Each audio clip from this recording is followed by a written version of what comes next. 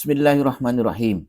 Assalamualaikum warahmatullahi wabarakatuh. Saudara-saudaraku yang dirahmati Allah Subhanahu wa taala, tidak bosan-bosan saya senantiasa ingin mengingatkan khususnya kepada diri saya pribadi dan juga untuk saudara-saudara saya dimanapun berada, sesama kaum muslimin, agar kita menggunakan akal sehat kita dan senantiasa memohon pertolongan Allah Subhanahu wa taala agar Allah memberikan hidayah kepada kita, memberikan kebersihan hati kita sehingga kita bisa menggunakan akal pikiran dengan baik dan juga menggunakan hati dan perasaan kita. Saudaraku yang dirahmati Allah Subhanahu wa taala, masih perihal tentang isu nasab, masih perihal tentang caci makian, hinaan, hujatan yang dialami oleh para habaib yang ada di Nusantara ini, yang ada di Indonesia ini, yang dilakukan oleh kelompok-kelompok mereka, para bigal nasab, para pembenci habaib, para anti Yaman, anti Arab, oleh mereka yang rasis, mengatasnamakan ataupun menggunakan slogan-slogan pribumi, pembela Nusantara, pembela adat budaya. Saya hanya ingin mengingatkan kembali bahwa istilah pribumi dan non-pribumi itu mereka jadikan sebagai slogan untuk menutupi jiwa komunis mereka, untuk menyembunyikan jati diri mereka yang sesungguhnya, yang sebenarnya. Yang sebenarnya adalah mereka itu anti-Islam. Maka dengan cara kiai pribumi diangkat, kemudian para habaib dihujat, difitnah, dicaci maki, dibunuh karakternya oleh mereka.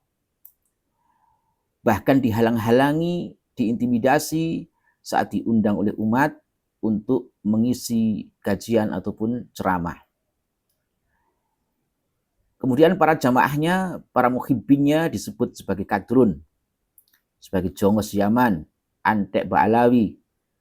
Oleh mereka, para antek-antek komunis. Dan keadaan ini kemudian juga dimanfaatkan oleh para penjual ayat-ayat suci Al-Quran. Para penceramah-penceramah bodong, para mubalik-mubalik yang cap amplop, cap salam template. Ini ikut nimbrung.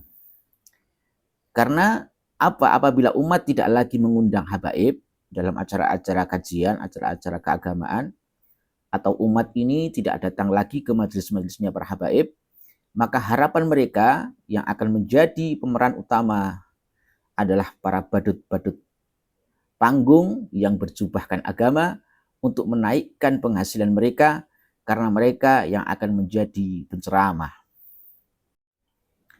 Saudaraku, pernyataan saya ini mungkin memang menyakitkan, dan saya sebenarnya tidak menginginkan itu terjadi. Sangat ironi, sangat memprihatinkan. Ya, saya sebagai kaum muslimin, sebagai orang Islam, sebenarnya prihatin dengan keadaan ini. Tapi ini adalah fakta yang tidak bisa kita bantah.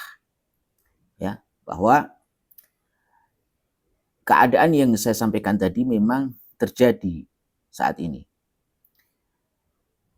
Tapi ada yang mereka lupakan bahwa umat Islam ini, ya khususnya dan juga masyarakat umum pada umumnya, masih banyak yang masih memiliki akal yang waras dan memiliki kecerdasan intelektual sehingga bisa membedakan mana kiai-kiai yang betulan dan juga mana kiai-kiai yang pesanan.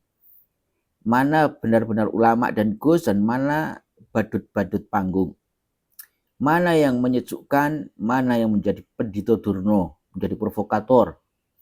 Ya, yang tugasnya adalah untuk mendoktrin umat, mulutnya rasis, fanatik terhadap golongan, fanatik terhadap etnis, suku, merasa paling Islam, merasa paling Nusantara, merasa paling rahmatan lil alamin, ya, merasa paling Pancasilais, merasa paling NKRI harga mati. Ya. Menyakitkan, tapi ini harus saya sampaikan. Setelah mereka berhasil menjauhkan umat dari para ulama yang benar-benar ulama, yang teguh pendiriannya, yang konsisten mewarisi warasatil anbiya, risalah kenabian, yang benar-benar gus, anak kiai yang benar-benar ingin mendidik umat ini, bukan gus-gusan. Ya, sekarang ini tiba-tiba muncul orang yang berlagak peneliti tiba-tiba jadi Gus.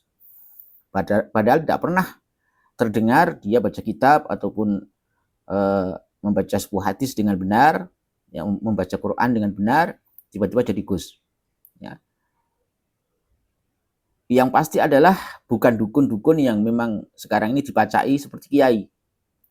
Maka setelah berhasil menjauhkan umat dari para habaib, misi mereka apa, saudaraku? Saya ingatkan, misi selanjutnya adalah ulama pribumi itu sendiri yang awalnya diangkat, dieluk-elukan, dibela, akan menjadi target berikutnya untuk dihabisi. Kenapa saya katakan demikian? Westo, titeni wae. Ya. Kenapa saya berani mengatakan demikian? Sudah pernah ada sejarah. Ya. Tapi hal ini banyak yang masih dungu, masih gagal paham, masih terlena dan tertipu dengan permainan mereka, permainan licik mereka. Yang sesungguhnya mereka itu adalah serigala yang berbulu domba, saudaraku. Dari tadi saya menyebutkan mereka, kelompok mereka siapa? Siapa lagi kalau bukan PKI? Siapa lagi kalau bukan keturunan anak cucu daripada Partai Komunis Indonesia? Sejak zaman dulu, ya memang begitulah taktik siasat gerakan mereka. Tidak pernah berubah. Ya. Kalaupun tidak percaya, sekarang ini kan semenjak pasca reformasi setelah Pak Harto turun pada tahun 98, itu kan banyak generasi-generasi muda ini yang buta akan sejarah. Ya, maka kesempatan untuk Partai Komunis atau anak-anak cucu daripada komunis ini untuk merubah sejarah, ya, untuk membelokkan sejarah yang sesungguhnya sejarah yang fakta dirubah versi mereka, sehingga banyak sekali saat ini generasi-generasi yang di masa tahun 98 ini masih belum lahir atau masih kecil, itu tidak tahu menahu tentang PKI, tentang komunis, tentang kekejaman PKI, tentang kekejaman komunis, ya. Tetapi kalau tidak percaya, silahkan tanya kepada orang-orang tua yang sekarang masih hidup, ya, yang menjadi saksi sejarah saat di zaman 1948, ya, hingga sampai akhirnya pada puncaknya adalah pada 1965. Mereka para orang tua yang sekarang masih hidup, ya, yang merupakan saksi-saksi hidup, itu bisa kita tanyai tentang bagaimana gerak-gerik Partai Komunis Indonesia di masa itu. Dan kemudian pada tahun 1965 itu merupakan sejarah berhentinya gerakan mereka. Berhenti, ya, bukan berarti mati, berhenti. Mereka tidak memiliki ruang, tidak bisa bergerak. Kemudian ditambah lagi dengan keluarnya TAP MPRS, ya, tahun 66 tentang pembubaran dan juga larangan terhadap ideologi komunisme. Ya, munculnya TAP MPRS ini, ya. Kemudian selama masa transmisi kekuasaan atau perpindahan kekuasaan dari Orde Lama yaitu Bung Karno ke Orde Baru yaitu Pak Harto, maka disitulah komunis tertidur atau ditidurkan, dipaksa untuk tidur. Ya pura-pura tidur lah. Intinya ya tidur panjang. Karena selama kekuasaan Pak Harto itu komunis, anak-anak cucu komunis tidak memiliki ruang.